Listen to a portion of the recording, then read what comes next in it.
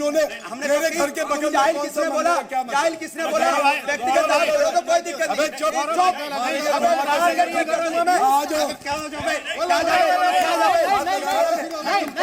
जाओ क्या होता है? आ जाओ क्या होता है? आ जाओ हाथ लगाओ नहीं। आ जाओ छोड़ो झगड़ा करते हो यार। हाथ कैसे लगाए? हाथ मारने पड़ोगे। हाथ कैसे लगाए?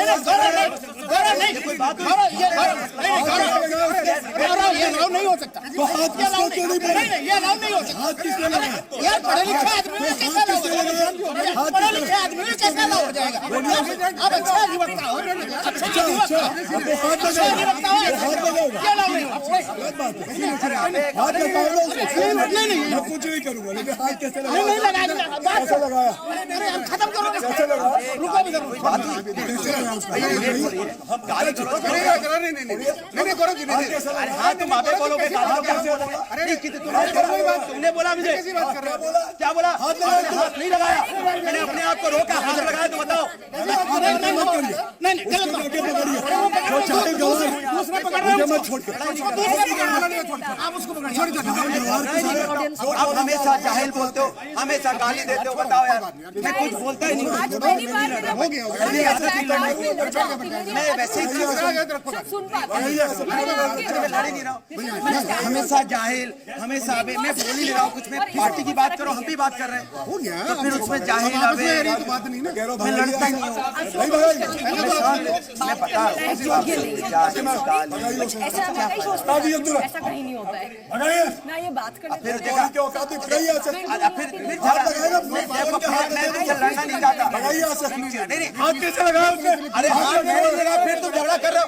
ये झगड़ा करना चाहते हैं, इनकी आदत है झगड़ा।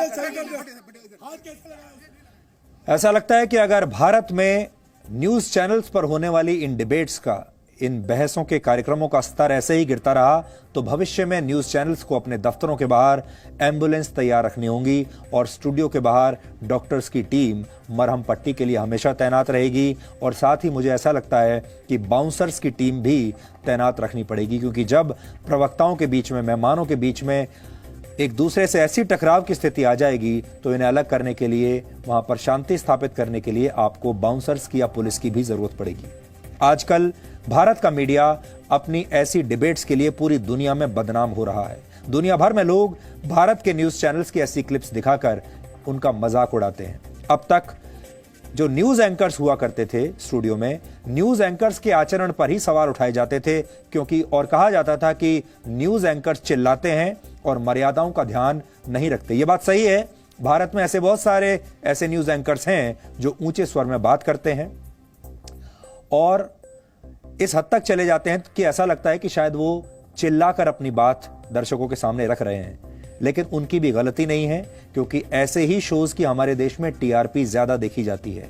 यानी अगर किसी शो को हिट करना है, उसकी ज्यादा टीआरपी लेनी है, तो उसका सबसे सफल फॉर्मूला यह है कि उस शो में ज्यादा ऊंचे स्वर में बातचीत हो, तीखी बहस हो, एक दूसरे का अपमान हो, और तब ऐसा लगता है कि लोग इस तरह के शोज को देखते हैं। और इसीलिए भारत के बहुत सारे एंकर्स इसी फॉर्मूले को अपनाते हैं अपने अपने न्यूज शोज को हिट करने के लिए।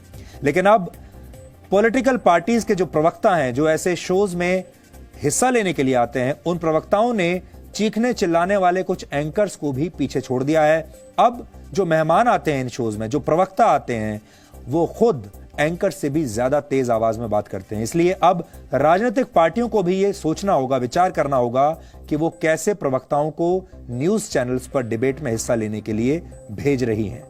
दो बड़ी पार्टियों के प्रवक्ताओं ने जो कुछ भी जी न्यूज के स्टूडियो में किया वो बहुत दुखद है। हमें भी इस घटना पर बहुत दुख है। ये घटनाएं